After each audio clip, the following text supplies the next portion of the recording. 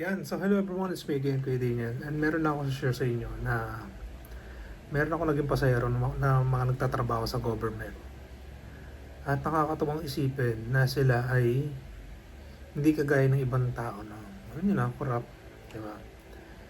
Sabi nga lang niya sa akin, lahat ng gobyerno o sangay ng gobyerno sa Pilipinas ay merong talagang corrupt.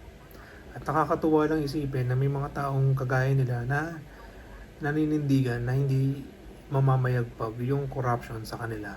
Okay. Share ko sa inyo nung OJT ako sa BIR Malabon na Botas. Nasa document processing section ako. Ang head namin doon si Sir Delpin. Si Sir, nakalimutan ko na yung may hawak sa Sir Dom ba yun? Nakalimutan ko na. Mababait yun. Tsaka yung isa pa na medyo suplado sa akin na maliit na lalaki. Okay. Alam mo silang tatlo. Kasi nasa gilid ko lang yung mga ito, sa likuran ko lang. At napakikinggan ko kung paano sila makipag-usap sa mga kliyente ng BIR. Okay. Alam mo yung inaabutan sila ng pagkain. Tinatanggihan nila. Naku, pasensya na po.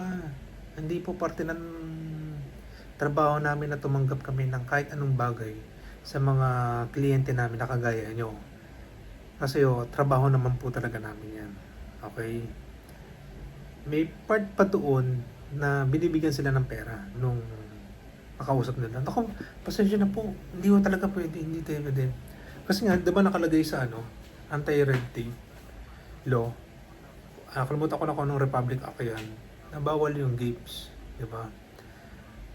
Tapos bawal din yan sa Republic Act 6713, yung Code of Conduct and Ethical Standard of Public Officials and Employees. Bawal sila tumanggap doon, tapos kailangan maging professional sila. Okay? So, nakakatuwa na ako mismo nakasaksi na mayroong mga ganong tao sa gobyerno. Pero ito lang, sensitive to, no? Ano sa amin? Kasi 300 hours yun nasa 3 to 4 months kaming naka-OJT rin Excuse me. Ang kaya lang i-provide ng department namin is rice para sa aming mga OJT. Siguro mga 4 lang kaming OJT rin or 5. Ako lang yung nag-iisang lalaki. So ito na yung sensitive part.